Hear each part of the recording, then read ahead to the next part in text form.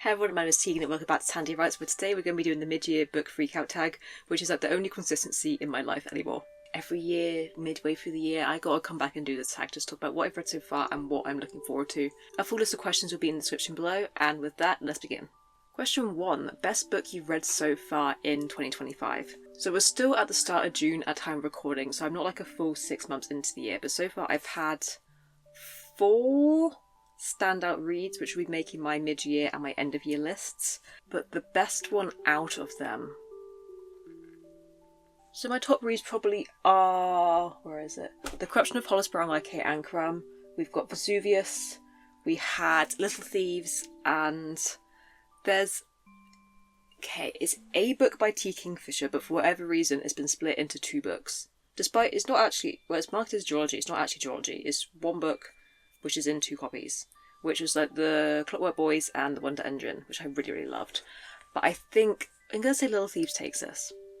I did not know what to expect from Little Thieves because it's a Goose Girl retelling and I know nothing about the Goose Girl, and its description truly says nothing about what the plot actually unravels itself to be, but I fell in love with Vanya, who's like this anti-heroine character immediately. She's a bad person for the most part, and most of the book and most of her actions are like entirely selfish and in her own interest, but she has like so many obstacles thrown into her path and a whole lot of fun to read.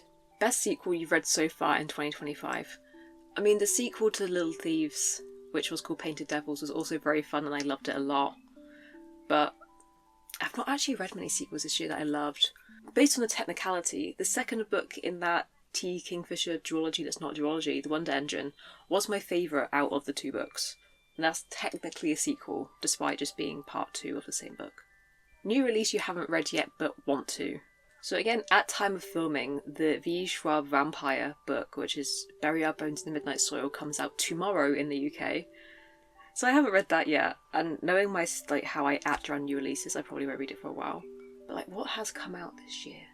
I think out of new releases that I've been interested in, I've caught up with a lot of them, but I'm looking around like, what could it be? What's come out recently? And this is probably also the first year where I've actually been up to date on what is coming out later in the year. And also, now that I'm so absorbed in like writer, author, book querying, new book release Twitter, there's so many books on my TBR that aren't even available on Goodreads yet because they're out so far into the future. And I'm obsessed with all of them. Most anticipated release for the second half of the year. And again, the first year I've actually been keeping track, so I made a list of all my pre-orders. So we have the V. Schwab Vampire book, which is coming out tomorrow. We have A Theory of Dreaming, which is the Study in Drowning sequel by Ava Reid, and I love Study in Drowning, so I think I'm going to love this one too, and this book absolutely is the UK cover, stunning. We have A Beautiful Evil by B. Fitzgerald, which I own both of her books, which is... what are they called? Girl Goddess Queen, which is the Persephone Hades retelling. Then we have The Crown End... is it called The Crown Enzor? It might be called The Crown Enzor, which I think is her... oh my god, is it the Cassandra? Is it Helen of Troy? It's another Sapphic retelling. But Beautiful Evil, I believe, is Pandora. And that's coming up. That's coming up in August. We have Catabasis by R.F. Kuang, which I have pre-ordered. I'm very excited about it. I will confess, I've only read one R.F. Kuang book. I read Yellowface, and it is... I'm assuming that I own Babel. I haven't read it. I think I'll like it, but in like a 3.5 kind of way. And I haven't read the Poppy War trilogy, which I think I'll love. But I'm completely just swept up in the concept of Catabasis. And I'm anticipating it. And A Land So Wide by Erin A. Craig, because I'm obsessed with Erin A. Craig. Then the last pre-order that I have at the moment coming out in September is Maiden and Her Monster by Manny Martinez. And it's the book because I follow the author on Twitter. And I'm pretty sure I was like following her when she was like promoting querying this book, I believe. I remember seeing the art that came out, and one of the art is done by an artist that I fell so deeply in love with that I commissioned them to do my Paper Forest book cover. So this has been like a good 2 or 3 years I've been following Manny Martinez, keeping up with Maiden and Her Monster, because again, I'm obsessed with the concept. Biggest disappointment. Might be controversial. There's 2 books that I'm going to go for this, just because they were solely hyped. Like, I hyped themselves up so much for me. And where are they? I have like a full review for both these books on this channel, by the way, in case you're interested. But Our Infinite Fates by Laura Stephen. This is the Lumicrate special edition, the Owlcrate one. Owlcrate one. Big disappointment for me. Just because I went into it and I was like, what? It's also, this version's so beautiful, but I will be getting rid of it somehow. But I went into it, I thought this book is like written for me.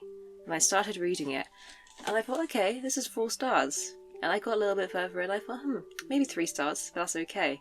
And I got to the end, I was like, oh my, this is 2 stars pushing it. I've never been like more disappointed with expectations that I've made for myself in my life. And then the other one, probably, I'll say Fable for the End of the World was also a bit of a disappointment, just because again, I thought I was going to be so in love with this. It wasn't that bad. I think I gave it 3 stars, but this one has like I just hit my, have you heard that? This one has like a very important, could be a very important like sapphic cultural climate impact. This is like an important book. Like I didn't love it as much as I thought I would or I wanted to, but it's important. Like it did disappoint me, but it needs to exist. Biggest surprise. I've read a couple of short stories this year, and I read 2 by Alex E. Harrow. The first one was like the 6 Deaths of the Saint, the 6 Lives of the Saint, the 6 somethings of the Saint, and there's the Butcher Bird and the something. I'm pulling up what these are actually called. The Knight and the Butcher Bird, and the 6 Deaths of the Saint, both by Alex E. Harrow, were books that I like, or short stories that I completely fell in love with. And this was a surprise, because based on the description I thought, yeah, I'll probably like them. But they felt like very high concept for like the 30 pages that they exist in. And oh, I fell so in love. I've never felt like more enraptured by 30 pages in my life. Favourite new author, debut or new to you? I'm gonna go with Margaret Owen, who is down here behind me. And I'm only going to go with Margaret Owen because I've read this full trilogy, so I've read multiple of her books, and I know that, I would probably love... The font size in this is tiny, by the way. I read this as like a library book first, so I didn't get this experience. But I at least know that I love her across multiple books. And then, where's Vesuvius? Then we have Vesuvius by Cass. I really should have, learned how to pronounce their last name before starting this video, because I feel like I'm going to be talking about this book a lot in upcoming favourites content. But this one, I really love this book. I love the writing style. I know their next book, I think, is very different to this one, but I hope the writing style transcends genre, and I'll love that too. Newest fictional crush. As a very intense aromantic asexual, no. However, where is it? Actually, for real, where is it? Is it on my desk? Is it in front of me? Where is the book that I'm looking for? So wherever this book is in my house, it is The Clockwork Boys by T. Kingfisher. I own the hardcover. It's a very hard, very teeny itty bitty baby hardcover, but I do own it, if I can find it. And there's a character in there called Caliban, who is this paladin, or former paladin, who got possessed by a demon, and now has a dead demon living inside his head. And I think it is just the way T. Kingfisher writes, that I usually would not care for his character at all, but her humour and her sensitivity and her tenderness, and this juxtaposition with brutality with the character as well. I'm completely in love with this man, and I can't even find where the book is. Also, Brenner in that book I love as well. Maybe more, because he has more humorous moments, and I'm just more into the assassin anyway than the paladin, but there you go. T. Kingfisher making me root for men. Where the hell is this book? I fear it is just gone. It will come back to me when I least expect it. Okay, newest favourite character.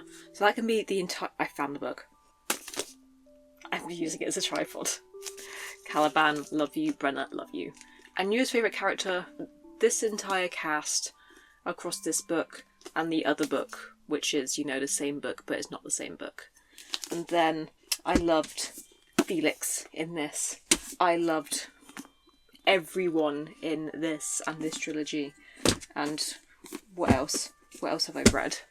The Corruption of Hollis Brown by Kay Ancrum. Loved this because I just love everything about Kay Ancrum.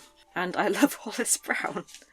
And I love the guy who, Walt, that's his name. I was going to say the guy who corrupts Hollis Brown, but I can't remember his name.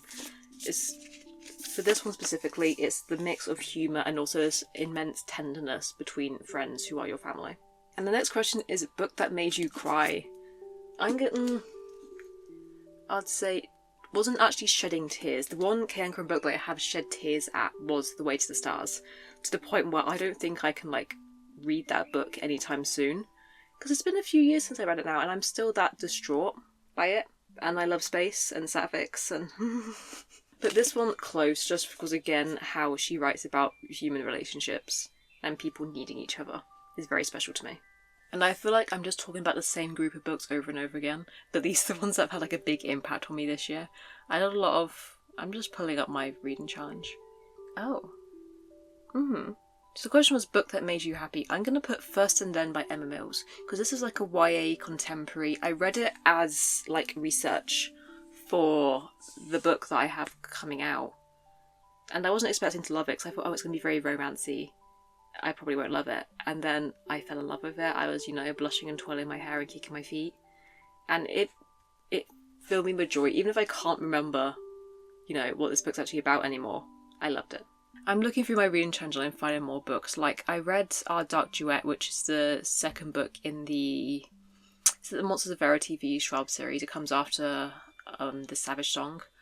I really love that one. And that one did make me, like, tear up a little. Anyway, let's get back on track. Most beautiful book you've bought so far this year or received. Going back to the bottom of the stack. This is... I'm going to say... it must be this one. Because I think only like my Owl Crate, Illumicrate, and my like fancy special edition books are like the actual like stunning books that I gasped when I opened. And I've not actually received that many books this year, let alone pretty ones. But this book, again, so pretty that I almost want to give it another star on my Goodreads rating. And then finally, what books do you need to read by the end of the year? I have like a personal TBR set, which is 12 books off my physical TBR to read in 12 months. I've read maybe half them so far. One of the ones that I know I definitely need to read is... back here somewhere. House of Roots and Ruins by Erin A. Craig, because I loved House of Salt and Sorrow. And then I got the sequel, and I just haven't read it. And I know I will, because I'll love it. I'll be obsessed with it. It will be like deeply inspiring. So I think it'll be like a good comp title for a book I want to write, just based off vibes alone. But I need to read it. I need to read it so badly. And there are so many books. There's so many books. Paladin's Grace, which is on my desk right now by T. Kingfisher, because I'm on the quest to read every single T. Kingfisher book, because I'm obsessed with her. I'm just so obsessed. I can't stop thinking about this author. And I need to read all of those. There's so many books. I need to read Emily Wilde's Encyclopedia of Fairies, because I think it could be a good comp title for something that I'm going to write. But right now it is a mix between books that have been on my TBR for a while, my physical TBR, that I need to read and like move on from, and books that I think would be a good comp title for a project that I might or might not be working on, who's to say at the moment. So there's like really no reading for fun anymore. Okay, that is all the questions. I did answer some of them out of order because I kept jumping ahead. I hope I remembered to edit it into the right order. Thank you so much for watching this video, and I hope to see you next time. Bye.